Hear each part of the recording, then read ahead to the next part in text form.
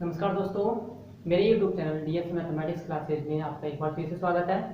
आज का जो लेक्चर है वो क्लास 11th मैथ के स्टूडेंट्स के लिए है, जिसमें हम चैप्टर फर्स्ट सेट की बात करेंगे। ठीक है, और ये जो लेक्चर है ये आपके चैप्टर नंबर फर्स्ट का 7th लेक्चर है।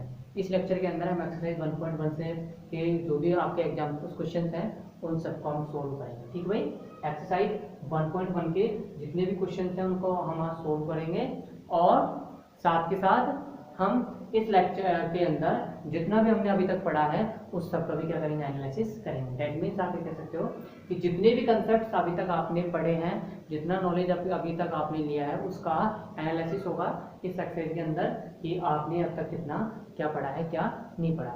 तो देखो, इसका सबसे पहला एग्जाम्पल है कि पहले एग्जाम्पल के अंदर आपको क्या करना है। आपको क्वेश्चन दिया गया है, पहला एग्जाम्पल क्वेश्चन दिया गया है कि निम्न स्थानों में बिलोंग्स टू या डज नॉट बिलोंग्स टू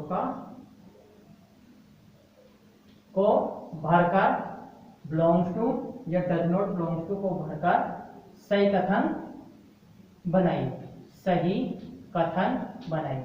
ठीक भाई, आपको एक कथन दिया गया है और उसमें क्या देगा, आपको रिक्त स्थान दिया गया है और आपको वहां से क्या भरना है। दो ही ऑप्शन है आपके पास, ये तो बिलोंग्स टू या डज नॉट बिलोंग्स टू। ठीक भाई, अब आपको पता है इन दोनों सिंबल्स का मीनिंग कहाँ होता है, इन दोनों सिंबल्स का मीनिंग दोनों सिंबल्स का यूज कहाँ होता है, यूज होता है सेट के अंदर। ठीक है, जब भी आपको सेट के अंदर कोई एलिमेंट शो करना है कि है या नहीं है, उसकी उपस्थिति और अनुपस्थिति दर्शानी, तब आपको किसका कौन से सिंबल का यूज करना होता है, बिलोंग्स टू का और डज नॉट बिलोंग्स टू का। ठीक है, तो देखिए फर्स्ट पार्ट के अंदर आपको दिया गया है 3, ठीक है, खालिस्तान, और सेट दिया गया है 1, 2, 3, 4, 5। तो आप बताइए आपको कि क्या ये 3 सेट का एलिमेंट है। ठीक है, क्या आप बताइए 3 सेट का एलिमेंट है। हाँ, 3 सेट का एलिमेंट है। ठीक है, 3 सेट का एलिमेंट है तो आप हमेशा कौन सा सिंबल का यूज करोगे, बिलोंग्स टू का, और जब नहीं होगा तब आप किसका यूज करोगे, आप यूज करोगे डज नॉट बिलोंग्स टू का। ठीक है, तो देखिए 3 का एलिमेंट है तो आप क्या लिख सकते हो कि 3 बिलोंग्स टू सेट 1, 2, 3, 4, 5। ठीक है, इसी प्रकार सेकंड में देखो, सेकंड में आपको दिया गया 2.5 Khalistan set of natural number.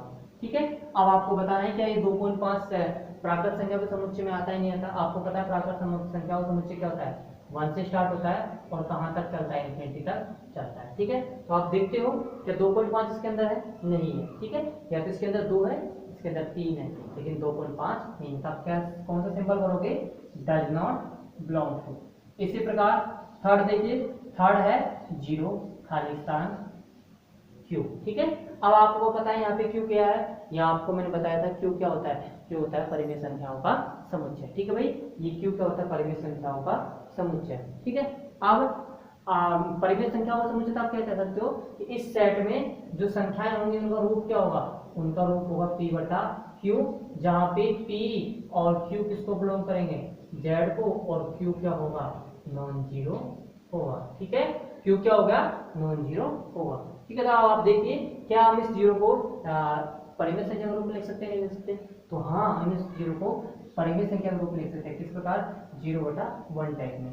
अब ये परिमेय संख्या बन गई और ये परिमेय संख्या किस में बिलोंग करती है, क्यू में बिलोंग करती है। ठीक है, तो ये आपका फर्स्ट क्वेश्चन हो गया। सेकंड में देखो आपको करना क्या है, अब की बार आपने belongs to does not belongs to symbol use किया। सेकंड क्वेश्चन में आपको क्या करना है, आपको सबसेट और डज नॉट सबसेट या नॉट सबसेट का चिन्ह यूज में करना है। ठीक है, अगेन वही खाली स्थान है और रिक्त स्थान है, और उनमें किसको भरना है, आपको फिल करना है, सबसेट का सिंबल को फिल करना है या नॉट सबसेट के सिंबल को फिल करना है। ठीक है, तो देखिए एग्जांपल, सॉरी क्वेश्चन सेकंड क्या है, निम्न प्रश्नों में या रिक्त स्थानों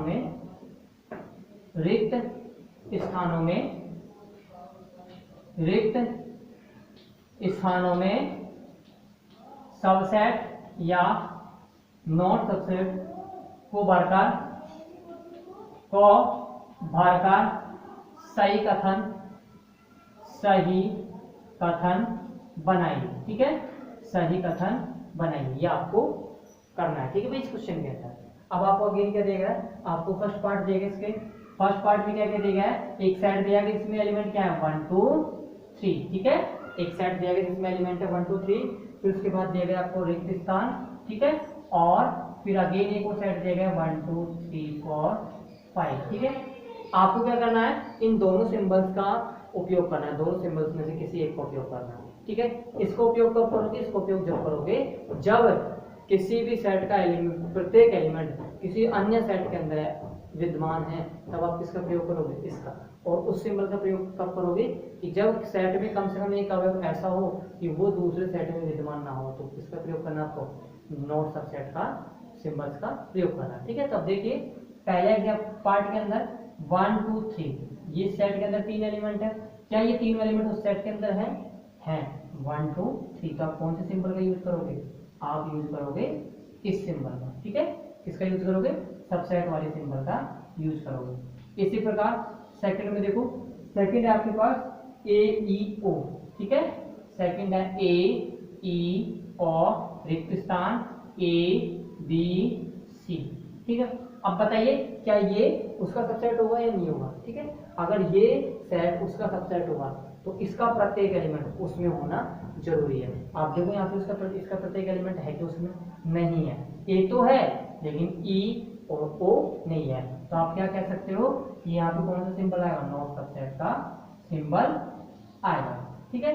इसी प्रकार थर्ड देखो, थर्ड में आपको दिया गया है एक सेट एक्स जिसमें एलिमेंट है एक्स, और एक्स क्या है, एक्स समतल में एक समबाहु त्रिभुज है, ठीक है भाई, एक्स क्या है, समतल में समबाहु त्रिभुज है, ठीक है, एक्स क्या है, समतल में समबाहु त्रिभुज है, और ये हो गया खाली स्थान, ठीक है। फिर आपको एक दूसरा सेट दिया गया जिसमें एलिमेंट क्या है, जिसमें एलिमेंट है एक्स, और एक्स क्या है, समतल में कोई त्रिभुज है, ठीक है, एक्स क्या है, समतल में कोई त्रिभुज है, ठीक है भाई। इस सेट के अंदर क्या है, सभी त्रिभुज हैं। आप देखो आपको चेक करना है क्या ये सेट इस सेट का सबसेट होगा नहीं होगा, होगा, क्योंकि आपको पता है प्रत्येक संभावित त्रिभुज क्या होता है, प्रत्येक संभावित त्रिभुज एक त्रिभुज होता है, ठीक है। तो इस सेट के अंदर जितने भी संभावित त्रिभुज है वो किसके अंदर एग्जिस्ट होंगे, इस सेट के अंदर एग्जिस्ट होंगे, मतलब ये क्या इसका सबसेट है, तो यहाँ पे किसका सिंबल का यूज करोगे, सबसेट के सिंबल का यूज करोगे, ठीक है।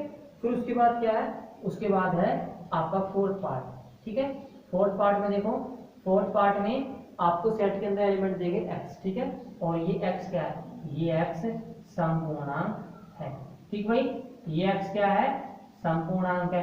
फिर खाली स्थान दिया गया है, फिर आपको दूसरा सेट दिया गया है, और दूसरे सेट में एलिमेंट क्या है x, और ये x भी क्या है, एक विषम पूर्णांक है, ठीक है, ये x क्या है, विषम पूर्णांक है। तब आप क्या कह सकते हो कि तब आपको क्या बताना, आपको बताना है कि ये सेट उस सेट का सबसेट होगा। तो आप देखते हो कि इस सेट में सभी संपूर्णांक है, उसमें सभी विषम पूर्णांक है, मतलब कि इस सेट का प्रत्येक एलिमेंट उस सेट के अंदर नहीं होगा। तो मतलब यहाँ पे कौन सा सिंबल यूज करोगे, does not, sorry not subset का सिंबल यूज करोगे, ठीक है। फिर उसके बाद देखो ये आपका क्वेश्चन नंबर 3 कंप्लीट होता हुआ, question number sorry second, question number 3 आप खुद कर लेना, क्वेश्चन नंबर 3 भी क्या है, बिल्कुल सिंपल है। अब क्वेश्चन नंबर 4 देखिए, ठीक है, क्वेश्चन नंबर 4 देखिए, जिसमें करना क्या है, निम्नलिखित समुच्चयों के घात समुच्चय लिखिए, ठीक है, निम्नलिखित समुच्चयों के घात समुच्चय लिखिए, निम्नलिखित समुच्चयों के घात समुच्चय लिखिए, ठीक है भाई, निम्नलिखित समुच्चयों के घात समुच्चय लिखिए। तो इसमें फर्स्ट आता है एक सेट है, ठीक है, जिसको आपने क्या मान लिया a, और उसके अंदर एलिमेंट क्या है, उसके अंदर एलिमेंट है स्मॉल a, ठीक है। अब देखो इस सेट का आपको पावर सेट बनाना है, तो सबसे पहले चेक करो पावर सेट में कितने एलिमेंट है। आप देखते हो इस सेट के अंदर कितने एलिमेंट है, एक एलिमेंट है, तो इसके पावर सेट में कितने एलिमेंट होंगे, पावर सेट में एलिमेंट होंगे 2 की पावर 1, और 2 की पावर 1 कितना होता है, 2 होता है, ठीक है। दूसरा बात आपको पता है प्रत्येक सेट का होता है स्वयं का सबसेट, तो एक सबसेट तो कौन हो गया, खुद हो गया, और दूसरा आपको पता है रिक्त समुच्चय क्या होता है, प्रत्येक समुच्चय का उपसमुच्चय। तो इस सेट का सबसेट कौन हो गया, इस सेट का सबसेट हो गया 5, ठीक है। तो आप क्या कह सकते हो पावर सेट में कौन कौन से एलिमेंट होंगे, एक तो 5 होगा और एक ये खुद होगा। आप देखते हो इसमें कितने एलिमेंट है, 2 एलिमेंट है। ठीक है, तो ये इसका फर्स्ट पार्ट कंप्लीट होता होगा। इसी प्रकार सेकंड देखो, सेकंड आप सेट मान लीजिए बी, इसमें कितने एलिमेंट है, 3 एलिमेंट है, 1 2 3। ठीक है, इसमें कितने एलिमेंट है, 3 एलिमेंट है, 1 2 3। आपको करना क्या है, आपको इस सेट का पावर सेट निकालना है, मतलब इस सेट के आपको सभी सबसेट्स का बी सबसेट फाइंड आउट करना है। ठीक है, इस सेट के सभी सबसेट्स का भी सबसेट फाइंड आउट करना है। तो देखो क्या आएगा इसका पावर सेट। पावर सेट में आपको पता है कि 2 अवयव हमेशा फिक्स रहते हैं, एक तो एम्प्टी सेट, जब सेट नॉन एम्प्टी हो तब एक तो एम्प्टी सेट फिक्स रहेगा और दूसरा खुद सेट फिक्स रहेगा। ठीक है भाई, अब कौन कौन से सबसेट बन सकते हैं, जब सबसेट के अंदर कितने एलिमेंट हो, एक, तो कौन कौन से हैं, 1 2 3। ठीक है, फिर सेट के अंदर सबसेट के अंदर कितने एलिमेंट होने चाहिए, कम से कम 2, तो 2 एलिमेंट्स के कौन कौन से सबसेट बनेंगे, 1 2 2 3 और 1 3। ठीक है, और ये क्या बन गया, ये इसका पावर सेट बन गया। ठीक है, फिर इसी प्रकार देखो, इसी प्रकार थर्ड देखो, इसका थर्ड पार्ट। और हाँ, इस सेट के अंदर कितने एलिमेंट है, सेट बी के अंदर, सेट बी के अंदर आपके पास टोटल कितने एलिमेंट, आप देखिए कितने हैं, सेट बी के अंदर एलिमेंट है 3। तो बताइए पावर सेट में कितने एलिमेंट होंगे, पावर सेट में एलिमेंट होंगे 2 की पावर 3, और 2 की पावर 3 कितनी होता है, 8। तो देखो कितने एलिमेंट है, 1 2 3 4 5 6 7 8, टोटल कितने एलिमेंट है, 8 एलिमेंट है। ठीक है, अब देखो थर्ड पार्ट इसका, थर्ड पार्ट में आपने मान लिया सेट देगा सी, जिसमें एलिमेंट कौन कौन से, ए और बी। ठीक है, अब देखो इस सेट के अंदर आपको कितने एलिमेंट दिए गए हैं, इस सेट के अंदर आपको एलिमेंट दिए गए हैं 2। ठीक है, 2 एलिमेंट दिए गए हैं, तो इसके पावर सेट में कितने एलिमेंट होंगे, इसके पावर सेट में होंगे 2 की पावर 2, मतलब 4 एलिमेंट। ठीक है, सेट कैसा है, सेट है नॉन एम्प्टी, मतलब इसके 2 सबसेट फिक्स है, एक तो 5 और दूसरा खुद। ठीक है, तो आप क्या कह सकते हो कि इसके पावर सेट में कौन कौन से एलिमेंट है, 2 एलिमेंट तो फिक्स है, एक तो 5 और एक ये खुद। ठीक है, आप और कौन से सबसेट बन सकते हैं, वे सबसेट जिनमें कितने एलिमेंट हो, सेट का एक एलिमेंट हो। ठीक है, कौन कौन से, एक तो स्मॉल ए वाला और एक स्मॉल बी था। ठीक है, तो इसके क्या बन गया, पावर सेट बन गया। और जब सेट एम्प्टी हो तब हमेशा ध्यान रखना, जब भी सेट एम्प्टी हो तो उसके पावर सेट में टोटल कितने एलिमेंट होते हैं, हमेशा एक ही एलिमेंट होता है, वो कौन सा होता है, 5 होता है। ठीक है, क्योंकि प्रत्येक सेट स्वयं का सबसेट होता है, तो 5 स्वयं का होगा, और आपको पता है 5 प्रत्येक सेट का भी क्या होता है, सबसेट। तो दोनों सेम होने की वजह से आप क्या कह सकते हो कि समुच्चयों में कभी भी अवयवी पुनरावृत्ति नहीं होती। तो समुच्चय में कितने एलिमेंट होंगे, टोटल एक एलिमेंट होगा। ठीक है, अब उसके बाद देखो नेक्स्ट है क्वेश्चन नंबर 5। ठीक है, नेक्स्ट है क्वेश्चन नंबर 5। क्वेश्चन नंबर 5 में करना क्या है आपको, क्वेश्चन नंबर 5 में सेट दिए गए हैं।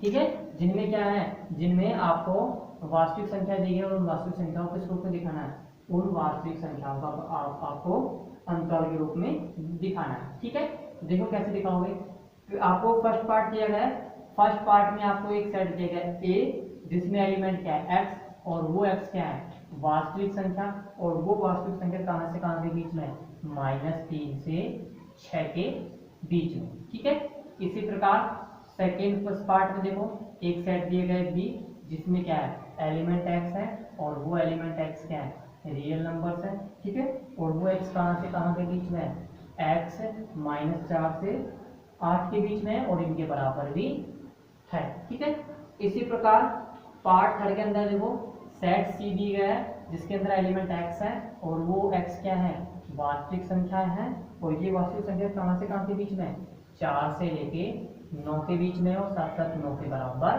है। इसी प्रकार पार्ट 4 में देखो आपको सेट डी दिया गया है, जिसमें एलिमेंट एक्स है, और वो एक्स क्या है, वास्तविक संख्या है। ठीक है, और वो वास्तविक संख्या कहां से कहां के बीच में है, -6 से -1 के बीच में, और साथ साथ -6 के बराबर है। आपको करना क्या है, इन वास्तविक संख्याओं के समुच्चय को अंतराल के रूप में दिखाना है। ठीक है, तो आपको पता है कि जब भी किसी सेट के अंदर दो वास्तविक संख्याएं दी गई है और उन दोनों वास्तविक संख्याओं के मध्य की सारी वास्तविक संख्या दी गई, ठीक है भाई। आपको एक सेट दिया गया जिसके अंदर किन्हीं भी दो वास्तविक संख्याओं के मध्य की सभी संख्याएं दी गई है, ठीक है, और वो सिरे वाले बिंदु शामिल नहीं है, तो हमेशा वो किसको रिप्रेजेंट करेंगे, वो हमेशा रिप्रेजेंट करेंगे दीर्घवृत्त अंतराल को। इसको किस सिंबल से लिखोगे, ओपन इंटरवल -3 से 6, ठीक है। और जिस सेट के अंदर दोनों सिरे बिंदु शामिल हो जाए, ठीक है, वास्तविक संख्याओं के समुच्चय के अंदर जिस सेट के अंदर दोनों सिरे बिंदु शामिल हो जाए तो आप क्या कर सकते हो, वो क्या हो जाएगा, वो समवृत्त अंतराल हो जाएगा, जिसको आप किस प्रकार से लिखोगे, इस प्रकार से लिखोगे कि क्लोज इंटरवल -4 to 8, ठीक है। इस सेट के अंदर देखो, ये सेट के अंदर दायां सिरा बिंदु शामिल है, बायां नहीं है, मतलब ये दाईं ओर से समवृत्त है, और दाईं ओर से समवृत्त है तो आप क्या कह सकते हो कि ये क्या है, अर्ध समवृत्त समुच्चय, ये सो अर्ध समवृत्त अंतराल है, ठीक है भाई। ये क्या है, अर्ध समवृत्त अंतराल है, जो कि किस प्रकार डिफाइन है, जो जिसमें संख्या 4 से लेकर 9 तक है। इसी प्रकार इसमें देखो दायां सिरा बिंदु नहीं है, बायां सिरा बिंदु है, ठीक है, और इनके बीच की दोनों के बीच की संख्याएं हैं। तो आप देखते हो कि दायां जो सिरा है वो शामिल नहीं है, मतलब ये कौन सा अंतराल बनेगा, ये अर्धविवृत अंतराल बनेगा, और अर्धविवृत अंतराल है ये, ठीक है। ये अर्धविवृत अंतराल किस प्रकार से लिखोगे, सेमी ओपन इंटरवल -6 to -1, ठीक है। अब ये आपका क्या हो गया, एग्जाम्पल नंबर 5 कंप्लीट हो गया। अब उसी प्रकार आपको क्वेश्चन नंबर 6 देखो, क्वेश्चन नंबर 6 देखिए।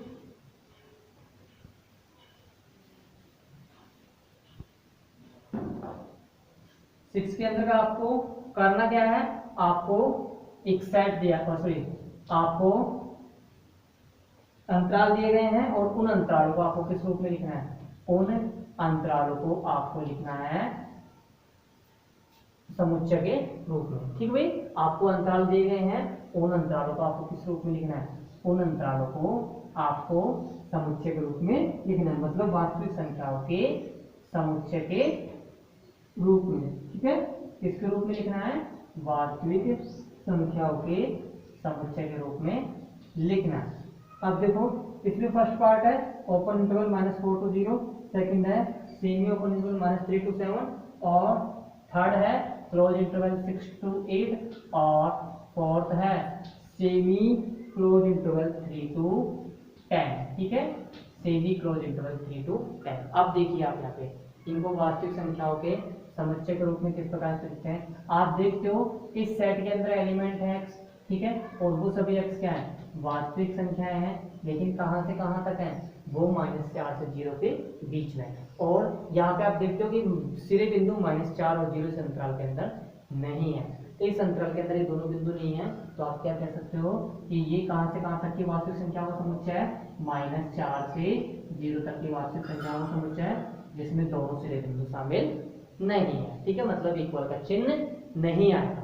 आप सेकंड पार्ट में देखो, सेकंड पार्ट में अगेन देखो, सेकंड पार्ट में भी आपको एलिमेंट दिए गए x, ठीक है, वो x क्या है, वास्तविक संख्या है, और कहां से कहां तक की संख्याएं हैं, वो है 3 से 7 तक की, ठीक है, कहां से कहां तक की संख्याएं हैं, 3 से 7 तक की संख्याएं, लेकिन इसमें जो बायां सिरा बिंदु है, ठीक है, बायां सिरा बिंदु है वो शामिल है, मतलब 3 शामिल है, ठीक है, तो ये इसके अंदर एडजस्ट हो जाएगा, और ये क्या होगा, ये इस अंतराल का क्या हो जाएगा, समुच्चय हो जाएगा।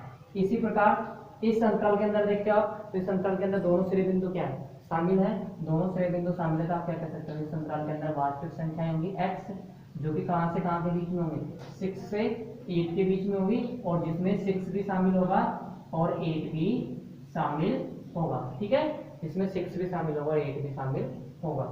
इसी प्रकार आप इस अंतराल की बात करते हैं, ये अंतराल क्या है, बाईं ओर से विवृत है और दाईं ओर से समवृत्त है, कहने का मतलब है दायां सिरा बिंदु शामिल है जबकि बायां नहीं है। तो जब आप इसको समुच्चय निर्माण के रूप में लिखोगे तो उन वास्तविक संख्याओं के रूप में लिखोगे, उन वास्तविक संख्या x के रूप में लिखोगे, जो कि कहां से कहां के बीच में होगी, जो कि 3 से 10 के बीच में होगी, लेकिन वहां पर दायां सिरा बिंदु 10 क्या होगा, शामिल होगा, ठीक है। तो ये आपका क्वेश्चन नंबर 6 भी कंप्लीट होता हुआ, और बाकी के जो भी एग्जाम्पल जो भी क्वेश्चन है आपके इस एक्सरसाइज को वो कंप्लीट कर लेना।